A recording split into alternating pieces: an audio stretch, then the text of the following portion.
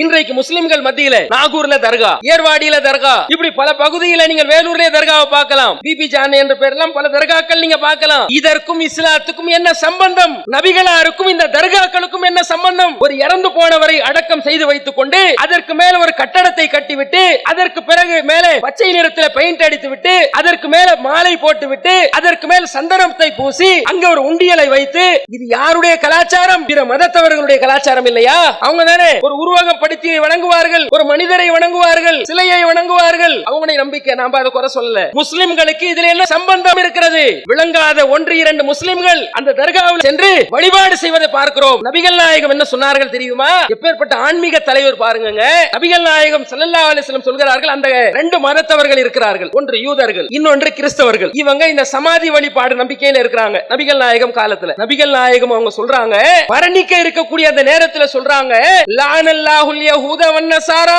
இத்தகது குபூர் அன்பியாயிஹிம் மசாஜித். அஸ்ஸலாமு அலைக்கும் வ ரஹ்மத்துல்லாஹி வ பரகாத்துஹு. கண்ணியத்திற்கும் பெரும் மரியாதைக்கும் உரிய பெரியவர்களே, தாய்மார்களே, சகோதர சகோதரிகளே, அகிலத்திற்கோர் அருட்கொடையாக அனுப்பப்பட்ட அண்ணல் முஹம்மது நபி ஸல்லல்லாஹு அலைஹி வஸல்லம் அவர்களுடைய வாழ்வை உலகறிய செய்ய வேண்டும் என்ற நோக்கில் ஏற்பாடு செய்யப்பட்டிருக்கக்கூடிய இந்த பொதுக்கூட்டத்தில் அண்ணலாரின் ஆன்மீக அரசியல் என்ற தலைப்பை தந்திருக்கிறார்கள். இந்த தலைப்பு தரப்பட்டதனுடைய நோக்கம் என்ன என்றால், நம் நாட்டிலே அரசியலிலே ஈடுபடக்கூடியவர்கள் எது போன்று மக்கள் மத்தியிலே நடந்து வருகிறார்கள், அவர்களுடைய கொள்கை கோட்பாடுகள் எந்த அளவிலே இருந்து கொண்டிருக்கிறது, மக்களை எந்த மாதிரியெல்லாம் மோசடியிலே ஏமாற்று வேலையிலே தள்ளக்கூடியவர்களாக இருக்கிறார்கள்,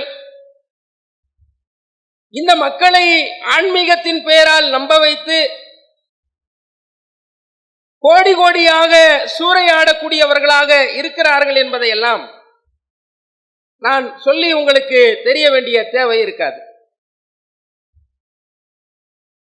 நபிகள் நாயகம் ஸல்லல்லாஹு அலைஹி வஸல்லம் அவர்களுடைய வாழ்வை, அவர்களுடைய ஆன்மீக அரசியலை ஒவ்வொரு நபருமே நாம் திரும்பி பார்ப்போம் என்றால், நவீன காலத்தில் ஏற்படக்கூடிய எந்த மாதிரி பிரச்சனைகளாக இருந்தாலும், எந்த மாதிரி ஒரு துறையாக இருந்தாலும், இந்த அண்ணலாருடைய வாழ்விலே, நபிகள் நாயகம் ஸல்லல்லாஹு அலைஹி வஸல்லம் உடைய வாழ்விலே தீர்வை பெற்றுக்கொள்ளக்கூடிய அளவிலே அவருடைய போதனைகள் இருப்பதை நாம் பார்க்கிறோம். நபிகள் நாயகம் ஸல்லல்லாஹு அலைஹி வஸல்லம் அவர்கள் 1400 ஆண்டுகளுக்கு முன்பாக அப்துல்லா ஆமினா என்ற தம்பதிக்கு பிறக்கின்றார்கள். தன்னுடைய 40வது வயதிலே இறைவனுடைய தூதராக நியமனம் செய்யப்படுகிறார்கள். 40 வயது முதல் 53 வயது வரைக்கும் நபிகள் நாயகம் ஸல்லல்லாஹு அலைஹி வஸல்லம் அவர்கள் மக்காவிலே, சவுதி அரேபியாவில் இருக்கக்கூடிய அந்த மக்காவிலே பிரச்சாரம் செய்கிறார்கள் தூதராக.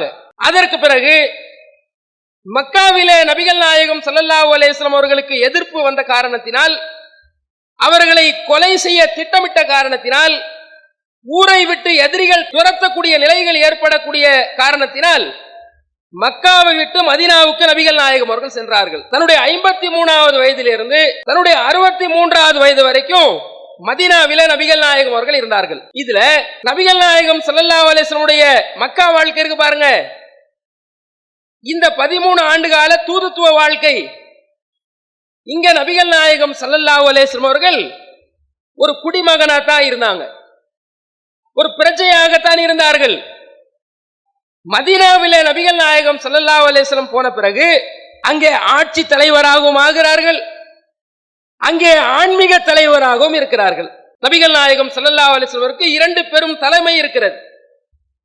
தன்னுடைய தோழர்கள் ஆயிரக்கணக்கில் இருக்கிறார்கள். சீடர்கள் என்று கூட நபிகள் நாயகம் அவர்களை கூப்பிடவில்லை, தோழர்கள் என்று தான் கூப்பிட்டார்கள். இன்றைக்கு கம்யூனிஸ்டுகள் எல்லாம் தோழர்கள் என்று கூப்பிடுகிறார்கள் என்றால் நபிகள் நாயகத்தினுடைய அந்த வரலாறு தான் காரணம். சீடர்கள் என்று கூப்பிடாமல் தோழர்கள், அஸ்ஹாபி, தோழர்கள் என்று நபிகள் நாயகம் ஸல்லல்லாஹு அலைஹி வஸல்லம் கூப்பிட்டார்கள். இதுல ஆட்சி தலைவராகவும் இருந்தார்கள், ஆன்மீக தலைவராகவும் இருந்தார்கள். இப்படி ஆட்சி தலைமையிலையும் ஆன்மீக தலைமையிலும் நபிகள் நாயகம் ஸல்லல்லாஹு அலைஹி வஸல்லம் இருந்து ஒரு பெரிய ஒரு புரட்சியையே ஏற்படுத்திவிட்டு சென்றிருக்கிறார்கள். இன்றைக்கு இப்போது சில வாரங்களிலே தமிழகத்திலே தேர்தல் வரை இருக்கிறது. ஒவ்வொரு அரசியல்வாதிகளும் ஒவ்வொரு அரசியல் கட்சியினரும் மக்கள் மத்தியிலே வாக்குறுதி கொடுப்பதற்கு நீங்கள் எல்லாம் பார்த்திருப்பீர்கள். நாங்க இதை தருவோம், அதை தருவோம், எல்இடி டிவி தருவோம், அதை போன் தருவோம், இவ்வளவு பணம் தருவோம், அவ்வளவு பணம் தருவோம். முன்னாடி ஒருத்தர் 15 லட்சம் தருவேன்னு சொன்னாரு. அவர் எங்கன்னு தேடுற அளவுக்கு இருக்கு. அதாவது கருப்பு பணத்தை எல்லாம் ஒழித்து ஒவ்வொரு குடிமகனுடைய அக்கௌண்ட்லையும் 15 லட்சம் போடுறேன்னு சொன்னார் ஒருத்தர்.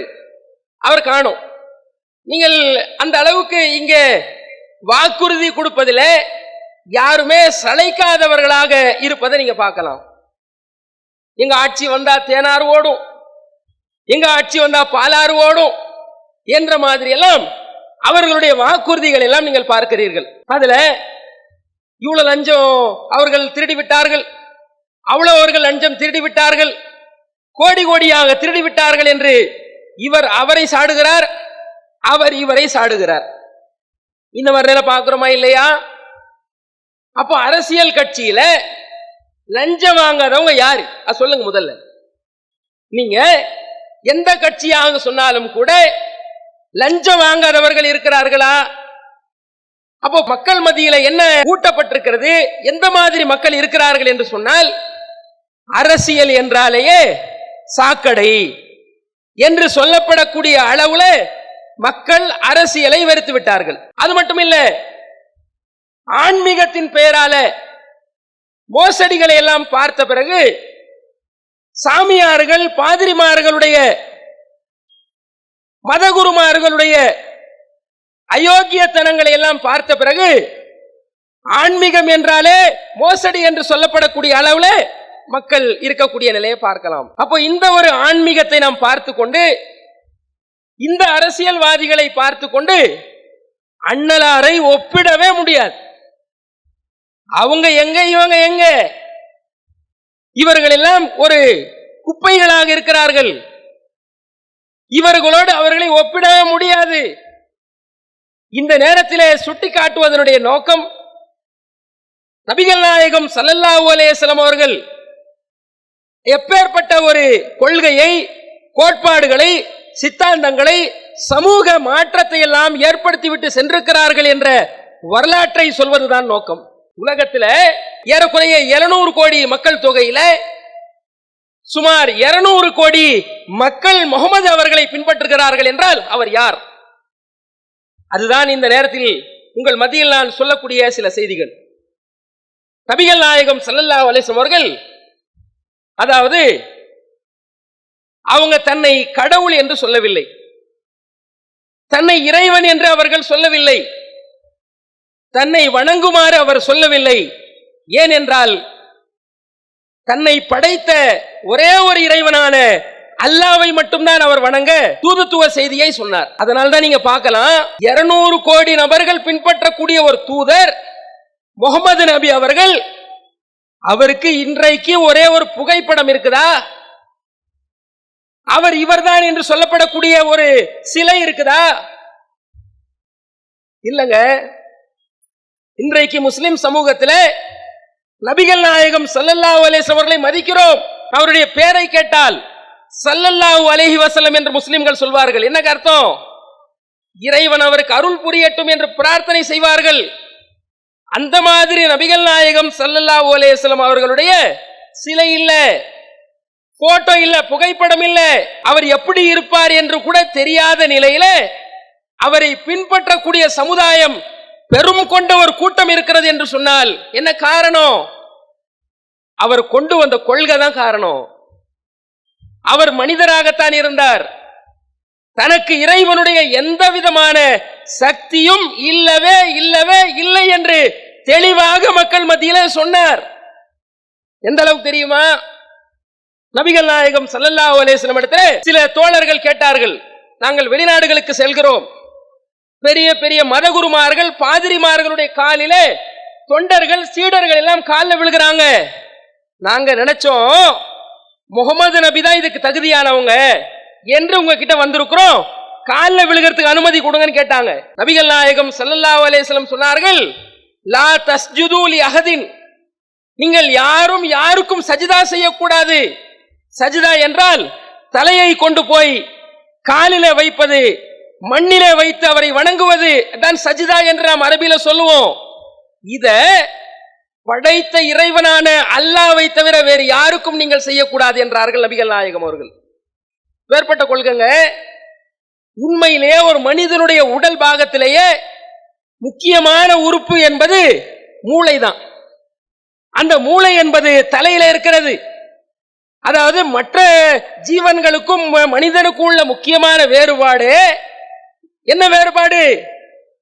மூளை என்ற, அதிலும் குறிப்பாக பகுத்து அறிவு என்ற, நல்லது கெட்டது பிரித்து அறியக்கூடிய அறிவு என்பது மனிதர்களுக்கு தான் இறைவன் கொடுத்திருக்கிறான். அந்த தலையில தான், அந்த கபாலத்தில் தான் அந்த மூளை இருக்கிறது. இதை கொண்டு போய் உன்னை போலவே வயிற்றில் மலஜலம் சுமக்கக்கூடிய ஒரு மனிதனுடைய காலிலே வைத்து விடாதே. படைத்த இறைவனுடைய சன்னிதானத்தில் தான் உன்னுடைய தலையை கீழே வைக்க வேண்டும் என்று சொன்னாரே நபிகள் நாயகம் ஸல்லல்லாஹு அலைஹி வஸல்லம் அவர்கள். இதுதானே ஆன்மீக அரசியல். ஆன்மீக அரசியல் என்ன?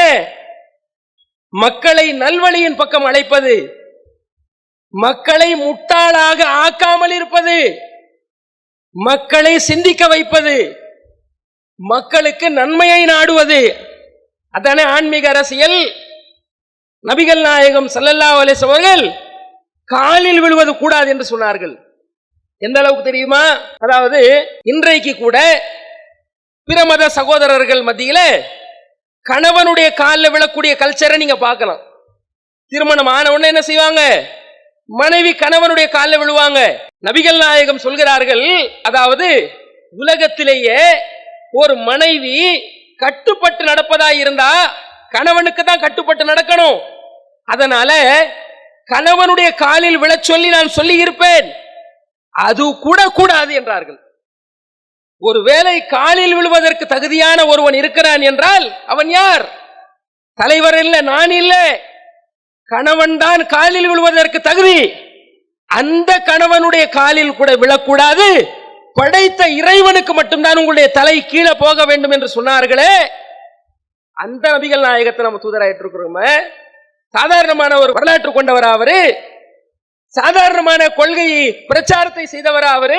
யோசிச்சு பாருங்க. அது மட்டும் இல்லாம இன்றைக்கு முஸ்லிம்கள் மத்தியில நாகூர்ல தர்கா, ஏர்வாடியில தர்கா, இப்படி பல பகுதியில் நீங்கள் வேலூர்ல தர்காவை பார்க்கலாம். பிபி ஜான் என்ற பெயரெல்லாம் பல தர்காக்கள் நீங்க பார்க்கலாம். இதற்கும் இஸ்லாத்துக்கும் என்ன சம்பந்தம்? நபிகளாருக்கும் இந்த தர்காக்களுக்கும் என்ன சம்பந்தம்? ஒரு இறந்து போனவரை அடக்கம் செய்து வைத்துக் கொண்டு அதற்கு மேல ஒரு கட்டடத்தை கட்டிவிட்டு அதற்கு பிறகு மேலே பச்சை நிறத்தில் பெயிண்ட் அடித்து விட்டு அதற்கு மேல மாலை போட்டு விட்டு அதற்கு மேல் சந்தனத்தை பூசி அங்க ஒரு உண்டியலை வைத்து, இது யாருடைய கலாச்சாரம்? பிற மதத்தவர்களுடைய கலாச்சாரம் இல்லையா? அவங்க தானே ஒரு உருவகம் படுத்தி வணங்குவார்கள், ஒரு மனிதரை வணங்குவார்கள், சிலையை வணங்குவார்கள். அவங்களுடைய நம்பிக்கை, நாம அதை குறை சொல்லல. முஸ்லிம்களுக்கு இதுல என்ன சம்பந்தம் இருக்கிறது? விளங்காத 1-2 முஸ்லிம்கள் அந்த தர்காவில் அங்கே சென்று வழிபாடு செய்வதை பார்க்கிறோம். நபிகள் நாயகம் என்ன சொன்னார்கள் தெரியுமா? எப்பேற்பட்ட ஆன்மீக தலைவர் பாருங்க. நபிகள் நாயகம் ஸல்லல்லாஹு அலைஹி வஸல்லம் சொல்கிறார்கள், அந்த காலத்தில் நபிகள் நாயகம் காலத்தில் 2 மதத்தவர்கள் இருக்கிறார்கள். ஒன்று யூதர்கள், இன்னொன்று கிறிஸ்தவர்கள். இவங்க இந்த சமாதி வழிபாடு நம்பிக்கையில் இருக்கிறாங்க நபிகள் நாயகம் காலத்துல. நபிகள் நாயகம் அவங்க சொல்றாங்க, எந்த நேரத்தில் சொல்றாங்க தெரியுமா? அது கூட முக்கியமான நேரம், தன்னுடைய மரண தருவாய், மரணிக்க இருக்கக்கூடிய நேரங்க. மரணிக்க இருக்கக்கூடிய அந்த நேரத்தில் சொல்றாங்க, லஅனல்லாஹுல் யஹூத வன்னஸாரா இத்தகது குபூர அம்பியாயிஹிம் மசாஜித். இந்த யூதர்களை இறைவன் சபித்து விட்டான், இந்த கிறிஸ்தவர்களை இறைவன் சபித்து விட்டான் என்று சொன்னார்கள் நபிகள் நாயகம் அவர்கள். ஏன் தெரியுமா?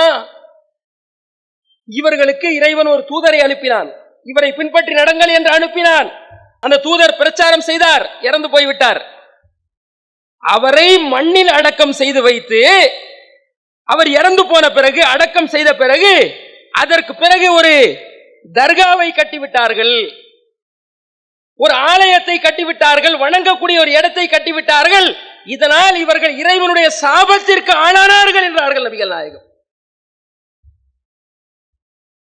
நபிகள் நாயகம் காலத்தில் இருந்த யூதர்கள் எந்த காரியத்தை செய்தார்களோ, நபிகள் நாயகம் காலத்தில் இருந்த கிறிஸ்தவர்கள் எந்த காரியத்தை செய்கிறார்களோ, அதைத்தானங்க இன்றைக்கு முஸ்லிம்கள் நாகூர்லையும் ஏர்வாடிலையும் இன்ன பிற தர்காக்கள்லையும்.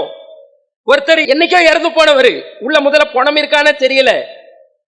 நிறைய ஊர் லெவல் என்ன, மண்ணுக்குள்ள பாடி இருக்கானே தெரியாது, வெறும் கட்டடம் மட்டும்தானா, உள்ள பாடி இருக்கானே தெரியாது.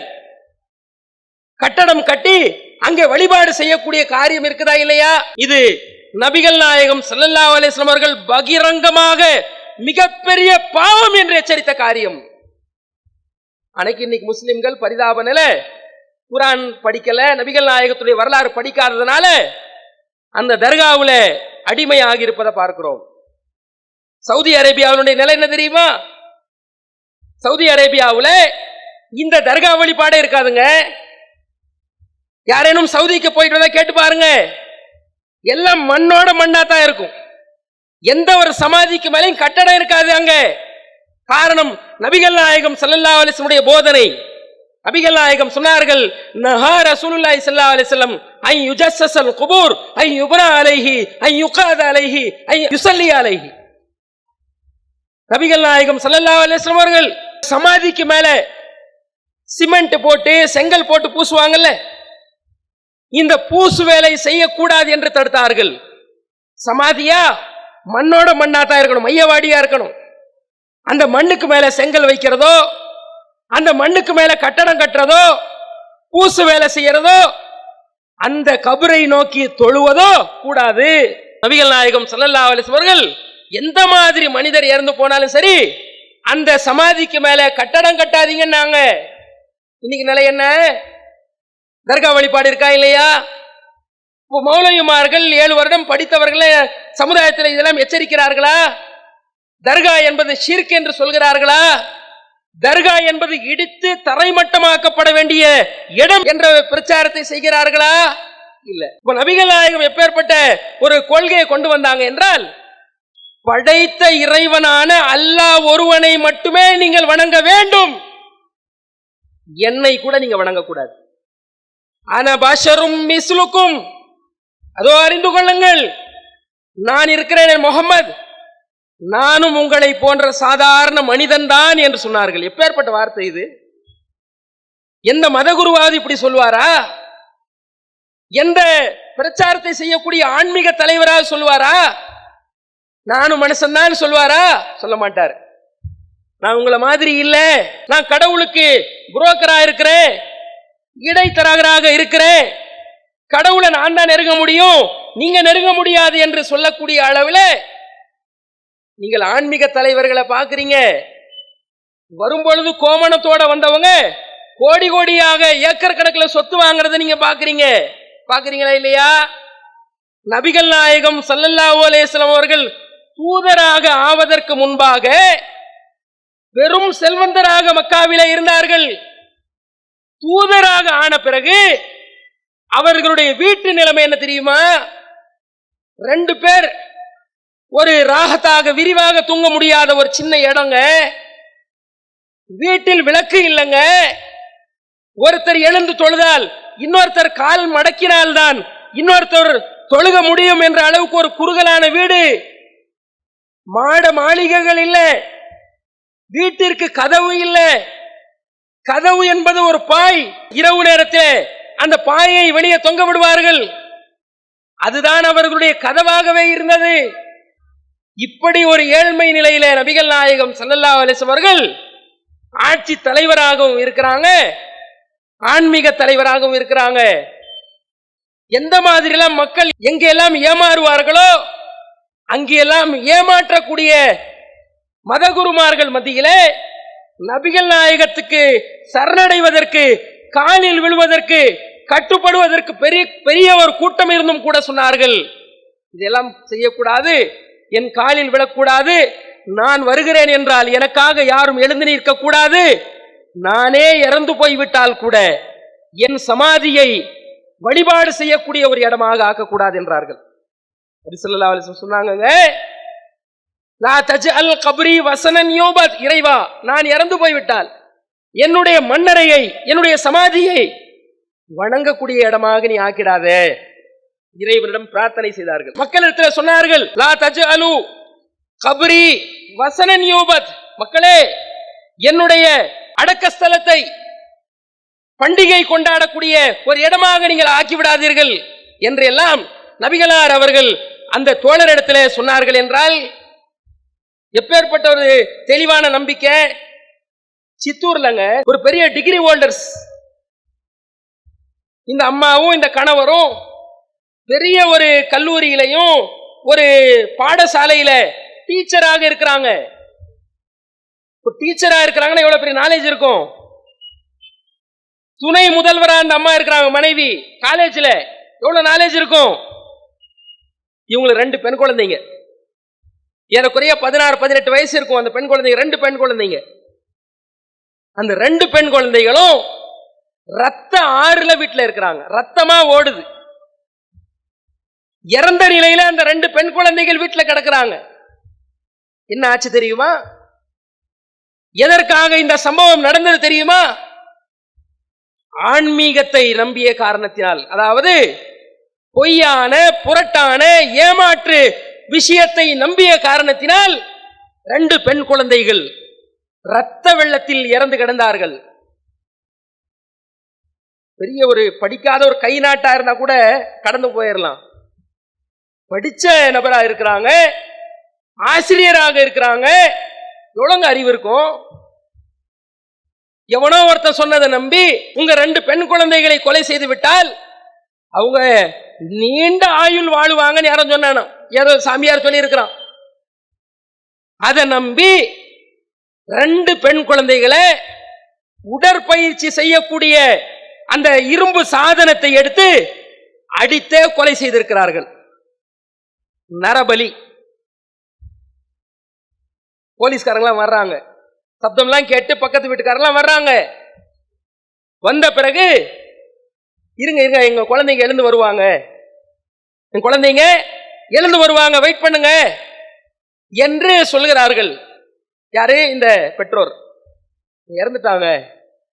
சில நாட்கள் கழிச்சுதான் அவர்களுக்கு தெரிகிறது, ஆஹா இவ்வளவு ஒரு முட்டாள்தனமான காரியத்தை செய்துட்டோமே, நம்ம குழந்தையை கொன்று விட்டோமே என்று புலம்புகிறார்கள். ஆன்மீகம் என்பது சரியான ஒரு நம்பிக்கை உள்ளத்தில் போகவில்லை என்றால் அவனுடைய வாழ்க்கை நாசமாக போயிடும். சாமியாருடைய காலில் லட்ச லட்சமா கொட்டுறான், பாக்குறோமா இல்லையா? காரணம் என்ன? அவனுக்கு தெரியல எது கடவுள், நம்ம எப்படி இறைவனை நெருங்கிறது தெரியல. நபிகள் நாயகம் ஸல்லல்லாஹு அலைஹி வஸல்லம் அவர்கள் தெளிவாக சொல்லிவிட்டு சென்றிருக்கிறார்கள், கடவுளுக்கு இடைத்தரகரெல்லாம் கிடையாது. நீயே டைரக்டாக இறைவனிடத்தில் பேச முடியும், உன்னுடைய கோரிக்கைகளை நீ டைரக்டாக நேரடியாக இறைவனிடத்தில் முறையிட முடியும். அந்த ஒரு இறைவன் மட்டும்தான் நீ வணங்க தகுதியானவன், எந்த மனிதனும் நீ வணங்குவதற்கு தகுதியானவன் அல்ல. சொன்னார்களா இல்லையா? யோசிச்சு பாருங்க. மறைவான ஞானம் இருக்குல்ல, மக்கள் ஏமாந்து போகக்கூடிய இடம் எங்க? மறைவான ஞானம்.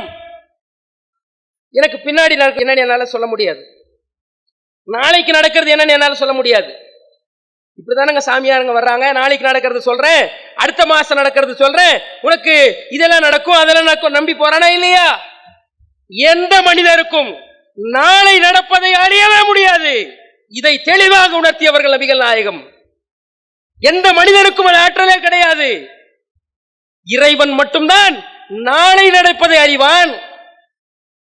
நல்ல நேரம், கெட்ட நேரம், ஜோசியம், இது எல்லாம் ஃப்ராடு, ஏமாத்து வேலை என்பதை நபிகள் நாயகம் இந்த சமூகத்திற்கு புரிய வைத்திருக்கிறார்கள். இதுவல்லவா ஆன்மீக அரசியல்? இது போல கொண்டு வர்றாங்களா? நம்ம ஆட்சி செய்யக்கூடிய ஆட்சியாளர்கள் இது போன்ற ஒரு தெளிவான சிந்தனை நமக்கு தருகிறார்களான்னு பார்த்தா, கொரோனா வந்துச்சுங்க. கொரோனா என்ற நோயில லாக்டவுன்ல அவன் வீட்டுல உட்கார்ந்து இருக்கிறான். நம்ம அறிவுபூர்வமாக நம்மள ஆளக்கூடிய ஆட்சியாளர்கள் சொல்றாங்க, மணி அடிங்க கொரோனா போயிடும். என்னது மணி அடிச்சா என்ன போயிடும்? கொரோனா போயிடும். நல்ல வேளை இங்க தமிழ்நாட்டில் தெளிவா இருந்தாங்க. இங்க வட மாநிலத்துல பார்த்தா பெரிய பெரிய ஒரு இரும்பு சாமான்கள்லாம் எடுத்துக்கிட்டு அடிக்க ஆரம்பிச்சுட்டான். கொஞ்ச நாள் ஆன உடனே நீங்க தீபம் ஏத்துங்க, கேண்டல் ஏத்துங்கன்றாரு. அப்ப இதை பார்த்துட்டு சொல்றாங்க, டே முன்னாடி மணி அடிக்க சொன்ன பொழுதே இவனுங்க வடக்கனுங்க என்ன செஞ்சானுங்க, அதை ஏடா கூடமா கொண்டு போயிட்டானுங்க. இப்போ கேண்டல் ஏத்த சொல்லி இருக்கிறாரு, தீபம் ஏற்ற வேண்டும் என்று சொல்லி இருக்கிறாரு. எத்தனை குடிசையை கொளுத்த போறானுங்களோ, எத்தனை ஊர்களை கொளுத்த போறானுங்களோ என்று சொல்லப்படக்கூடிய அளவுல அவ்வளவு ஒரு முட்டாள்தனமான காரியம் நடந்ததா இல்லையா? நபிகள் நாயகம் ஸல்லல்லாஹு அலைஹி வஸல்லம் அவர்கள் இப்படி ஒருபோதும் மக்களை ஏமாற்ற தயாராக இருந்தும் கூட தெளிவான சிந்தனை உடையவர்களாக உருவாக்கினாங்க. நபிகள் நாயகம் ஸல்லல்லாஹு அலைஹி வஸல்லம் அவர்களுக்கு 16 மாதத்துல ஒரு குழந்தை இருந்தார். இப்ராஹிம் அவர் பேர். அவர் இறந்துட்டார், ரசூலுல்லாஹ்வுடைய முன்னிலையில இறந்துட்டார். மக்கள் எல்லாம் பேசுறாங்க, இன் கஷஃபத் ஷம்சு லி மௌத்தி இப்ராஹிம், இந்த இப்ராஹிம் மரணித்ததனாலதான் சூரிய கிரகணமே ஏற்பட்டுச்சுன்னு பேசுறாங்க. ரசூலுல்லாஹ் சொன்னாங்க, மக்களே, யா அய்யுஹன்னாஸ், மனித இனமே, மனிதர்களே, இப்படிலாம் பேசாதீங்க. எவருடைய பிறப்புக்காகவும் சூரிய கிரகணம் ஏற்படுறது இல்லை, எவருடைய இறப்புக்காகவும் சூரிய கிரகணம் ஏற்படுறது இல்லை. அது இறைவனுடைய ஆதாரம், இறைவனுடைய அத்தாட்சி என்று மக்களை சிந்திக்க வைத்தார்கள், யோசிக்க வைத்தார்கள், அறிவுபூர்வமாக விளங்க வைத்தார்கள். ஏமாற்றக்கூடிய ஒரே ஒரு சதவிகிதம் கூட ரசூலுல்லாஹ் கிட்ட இல்ல. தெளிவான அறிவுள்ளவர்களாக உருவாக்குனாங்களா இல்லையா? இன்னைக்கு நிலைமை என்ன? இப்படி அரசியலின் பெயராலும் ஆன்மீகத்தின் பெயரால் என்ன செய்யறாங்க, இப்படி ஏமாற்றி கொண்டிருக்கக்கூடிய நிலைகளை நம்ம பார்க்கிறோம். அதே மாதிரி இது இந்தியா என்பது ஒரு ஜனநாயக நாடு. இந்துக்கள், கிறிஸ்தவர்கள் எல்லாரும் நம்ம சகோதரத்துவமா வாழ்ந்து கொண்டிருக்கிறோம். இதுல அரசியல்வாதிகள் என்ன செய்யறாங்க, ஆன்மீகவாதிகள் என்ன செய்யறாங்க, இந்து முஸ்லிம் கிறிஸ்டின்லாம் ஒன்னா ஆயிட்டா நம்ம அரசியல் பண்ண முடியாது, நம்ம ஆட்சியில் அமர முடியாது என்பதற்கு என்ன செய்யறாங்க, மதத்தின் பெயரால பிளவு ஏற்படுத்துறானா இல்லையா? மதத்தின் பெயரால மாட்டுக்கறி வச்சிருந்தான் யாருங்க, முஸ்லிம்களையும் தலித்து சகோதரர்களையும் வட மாநிலங்கள்ல மாட்டுக்கறி வச்சிருந்தான் என்ற பெயர்ல, மாட்டுக்கறி சாப்பிட்டான் என்ற பெயர்ல 100க்கும் அதிகமான நபர்களை கொலை செய்திருக்கிறார்கள். தெரியுமா உங்களுக்கு? 100க்கும் அதிகமான நபர்களை கொலை செய்திருக்கிறாங்க. இந்த பக்கம் கொலை செய்வார் மாட்டுக்கறி சாப்பிடுறதுக்கு, வெளிநாட்டுல மாட்டுக்கறி ஏற்றுமதி செய்வார் இவர், இங்க மாட்டுக்கறி சாப்பிட கொலை பண்ணுவாரு. அந்த பக்கம் என்ன, வெளிநாடுகளுக்கு மாட்டுக்கறி ஏற்றுமதி செய்வார். இவருடைய சேட்டு வகைரா, குஜராத் வகைரா எல்லா பேரும் கபீர் என்ற மாதிரிலாம் பேரை வைத்துக் கொண்டு மாட்டுக்கறியை சவுதி அரேபியா போன்ற நாடுகளுக்கு ஏற்றுமதி செய்யக்கூடிய காரியத்தை பார்க்கிறோமே. இங்க இருக்கிறவன் சாப்பிட்டா கொள்ற, நீ அறுத்து அனுப்பி விடுறிய மாட்டுக்கறிய, அப்போ உங்க அந்த கோமாதா கோச்சிக்காதா? அப்போ இது ஏன் செய்யறாங்க? மதத்தின் பெயரால பிளவு ஏற்படுத்தினாதான் இவங்க ஆட்சியில் உட்கார முடியுமா? முஸ்லிம்கள் எதிரிகளா காட்டினா தான் இந்துக்கள் கிட்ட ஓட்டு வாங்க முடியுமா? அதனால இப்படி அரசியல் செய்து கொண்டிருக்கிறாங்களா இல்லையாங்க? இன்ற அளவுக்கும் கூட வெறுப்பு பிரச்சாரம் செய்யறானா இல்லையா? காஷ்மீர்ல 370 என்ற பிரிவு நீக்கணும், ஆஹா ஓஹோன் வளர்ச்சி வரும். என்ன வளர்ச்சி வந்துருச்சு? எந்த வளர்ச்சியும் வரல, அதே மாதிரிதான் இருக்குது. முத்தலாக் தடை மசோதா என்று ஒன்று கொண்டு வந்தா, ஏதோ முஸ்லிம் பெண்கள் எல்லாம் ஐயோ தலாக் மசோதா கொண்டு வர மாட்டீங்களா, முத்தலாக் மசோதா கொண்டு வர மாட்டீங்களா என்று பெண்கள் எல்லாம் மோடி கிட்ட போய் நின்ன மாதிரியும் தடை மசோதா கொண்டு வந்தாங்க. என்ன ஒரு ஹைகோர்ட்டை எடுக்க முடிஞ்சது? ஒன்னும் பண்ண முடியலையே. ஹெச் ராஜா சொல்லுவார்ல, ஹைகோர்ட் ஆகுது அதாவதுன்னு சொல்வாரா இல்லையா? அந்த மாதிரி ஒரு பாஷையில இவர் எதுவுமே பண்ண முடியலையே. அப்ப முஸ்லிம் பெண்கள் எல்லாம் இந்த இஸ்லாமிய மார்க்கத்துடைய சட்ட திட்டத்தை தானே கடைபிடித்துக் கொண்டிருக்கிறாங்க. அப்போ மதத்தின் பெயரால ஒரு பிளவு ஏற்படுத்தக்கூடிய இந்த காரியத்தை செய்வதன் மூலமாக இவங்க என்ன செய்யறாங்க, ஆட்சியில இருக்கக்கூடியவர்களே பார்க்கிறோம். மக்கள் அதாவது விரும்புறாங்க. மக்களுடைய நிலை என்ன? மக்கள் எதை கேட்கக்கூடியவர்களா இருக்கிறாங்க? பெட்ரோல் விலை இன்னைக்கு 100 ரூபாய். அன்றாடம் எரிக்கக்கூடிய கேஸ் போய் கொண்டிருக்கிறது. இத பேசப்பா நீ. இதற்கு தீர்வு என்னன்னு சொல்லுப்பா. ஏழை எளியவர்களுக்கு வாழ்வாதாரம் என்னன்னு சொல்லுப்பா. கொரோனாக்கு பிறகு நிறைய லட்சக்கணக்கான இளைஞர்கள் வேலை இழந்து உட்கார்ந்து இருக்கிறாங்களே, அவங்களுக்கு தீர்வு சொல்லுப்பா. இதுக்கெல்லாம் தீர்வு சொல்றாங்களா? விலை உயர்வுக்கு தீர்வு சொல்றாங்களா? அரிசியில இருந்து, பருப்புல இருந்து, சர்க்கரையில இருந்து, எண்ணெயில இருந்து, இப்போ டீசல் விலை ஏறிவிட்டால், பெட்ரோல் விலை ஏறிவிட்டால் லாரி விலை ஏறும். லாரி விலை ஏறினதுனால அத்தியாவசிய மளிகை பொருள் எல்லாம் ஏறுமே. ஏழைகளுடைய வாழ்வாதாரத்துக்கு உன்னுடைய திட்டம் என்ன? இதுக்கு தீர்வு இல்ல.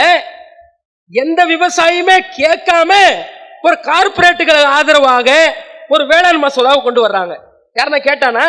மக்களை கொஞ்சம் கூட திரும்பி பார்க்காமல், கொஞ்சம் கூட கருணை செலுத்தாமல், ஏழை எளியவர்கள் மீது கருணை பார்வை கொஞ்சம் கூட காட்டாமல், நீ என்ன நான் என்ன போடா, மிஷினை என் கையில தானே இருக்குன்னு சொல்றாங்களா இல்லையா? இவிஎம் மிஷின் யார் கையில இருக்குது?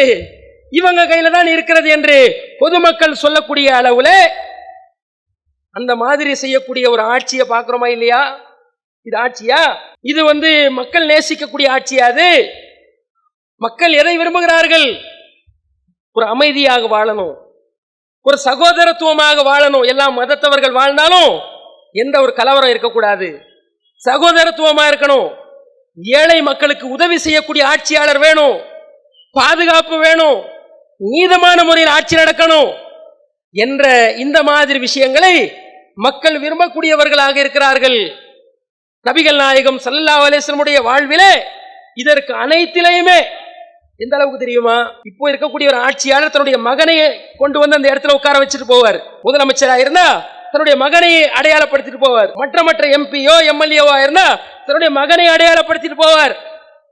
நபிகள் நாயகம் சொல்கிறார்கள், மக்களே, அதாவது இந்த ஆட்சி பொறுப்பு இருக்குதே, இது நீங்க பேராசப்படுறீங்க.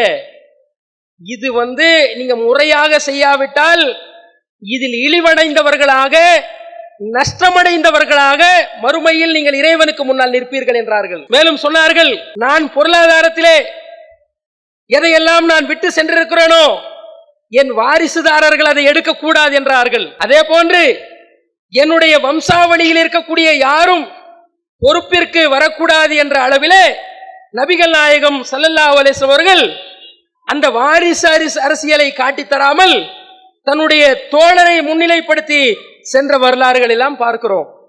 ஆக இப்படி நபிகள் நாயகம் ஸல்லல்லாஹு அலைஹி வஸல்லம் அவர்கள் ஆன்மீகத்தின் பெயராலும் அரசியல் வாழ்க்கை நடைமுறையினாலும் அவர்கள் காட்டி தந்த விஷயங்கள் என்பது மக்களை தெள்ள தெளிவான ஒரு பாதை. கடைசியாக அவர்கள் சொல்லக்கூடிய சொல் பிரச்சாரம் மட்டும் அவர்களிடத்தில் இல்லாமல் அவர்கள் எதை சொன்னார்களோ அதை நடைமுறைப்படுத்தி காட்டிய சில விஷயங்களை சொல்லி நான் என்னுடைய உரையினுடைய முடிவுக்கு வருகிறேன். அதாவது நபிகள் நாயகம் ஸல்லல்லாஹு அலைஹி வஸல்லம் அவர்கள் இன்றைக்கு கூட மது விலக்கு கொண்டு வர முடியாமல் இருக்கக்கூடிய நாடுகளுக்கு மத்தியிலே, தமிழ்நாட்டுக்கு மத்தியிலே, பல்வேறு மாநிலங்களுக்கு மத்தியிலே மது என்ற விஷயத்திலே மது விலக்கை கொண்டு வந்து ஒரே நாளில் நடைமுறைப்படுத்தி காண்பித்தார்கள். மதுவே இல்லாத மதீனா, மது விலக்கை அமல்படுத்திய நபிகளார். அது மட்டுமில்ல, போதை இல்லாத ஒரு மதீனாவை உருவாக்கி காண்பித்தார்கள்.